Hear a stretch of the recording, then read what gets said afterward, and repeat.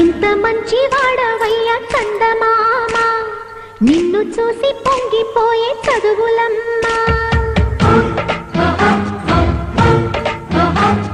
ముద్దు బిడ్డ వంది నిన్ను భారతం